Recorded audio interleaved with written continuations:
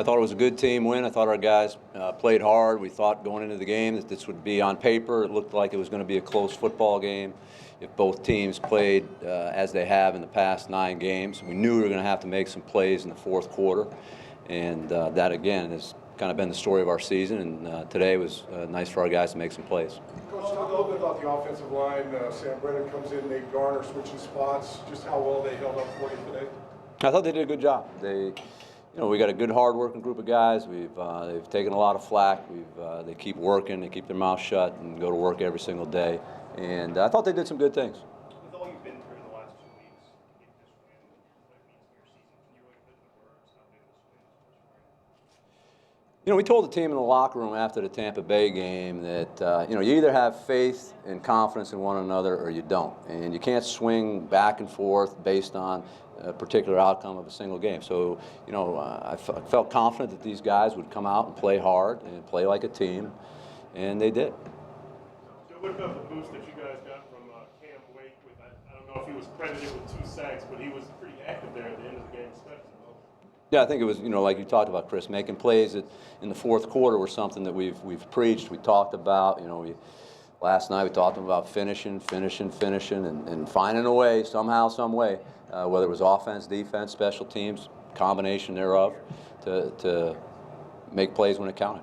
Coach Charles Clay continues to make plays for us. Certainly a big touchdown run here. The more he plays, it seems like the more he's getting the opportunities. He's just earning those reps. Yeah, one of the things again, Kim, that we said, look, guys, we got to break more tackles, whether it be the running backs, whether it be the receivers catching the football, tight ends. We got to make some things on our own. We've struggled to put it on the table to make real big, explosive plays, and we need more of them. And sometimes you just have to have a player decides that he's going to break some tackles and kind of make it on his own. I mean, that was probably what, a 7-8 yard completion. I don't have it, the tape, but it wasn't a long pass, but he made it one. It seemed like in the first half they were converting on third downs. The second half they were able to. So I know that's something you talked about trying to. It seemed like in the second half they were able to control them a little better on third downs. I felt like the tempo, our D line and our front 7, I think, played with better tempo in the second half. In the first half, they were kind of gaining 5 yards on a rush, and it looked like their quarterback had a lot of time to make decisions and release the football. I thought in the second half, at least even though we didn't sack him a ton, but we made him move his feet, we made him shuffle around a little bit, and I think that helped us. What was your message back in the locker room? The same thing I said. Hey, I reminded him of the conversation we had in Tampa, that there's a lot of football left to be played. That again, our season's been dictated by how well we've played in the fourth quarter. We've got a competitive group of guys. They're professional, and we've got an excellent football team coming in here. Maybe one of the hottest teams in football next week, and we're going to have to find ways to improve and get better. Similar message. Joe, when did things get dire with Mike Pouncey, and why the decision to switch Nate Garner to center and Sam Brenner to left guard instead of just kind of leaving them, putting Brenner at center and leaving Nate at left guard?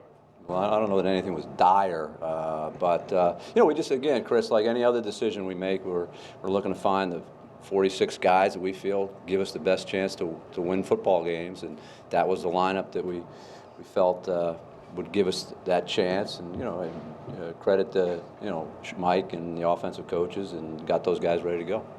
Well, maybe dire is the wrong term, but with Mike, when did it become apparent he might not be able to play, or likely would not? Well, we just, again, we make decisions. We take it all the way up until we get as much information as we can, and then we made a decision, just like we always do. Coach, Ted Wells is reportedly coming to town this week to talk to a number of Dolphins players. Are you worried about what they might tell him? Again, I'm not going to make any comments about the review until it's complete. Jonathan Martin said on Friday evening that he wants to talk to Dolphins management and owner at the appropriate time. Anything set up yet? Again, that falls under the category of the review, and I will not be making any comments until it's done. Anything else? What have these 2 weeks been like for you, and now that you've got this win that obviously didn't go well again, but you guys Again, we didn't play well at the start of Tampa. We didn't finish in the fourth quarter. Tampa's got, looked like they played pretty well today. These guys go to work every single day. There's 16 regular season games that are on your schedule. We're all professionals. We all have a job to do. And when we come to work, we enter that building.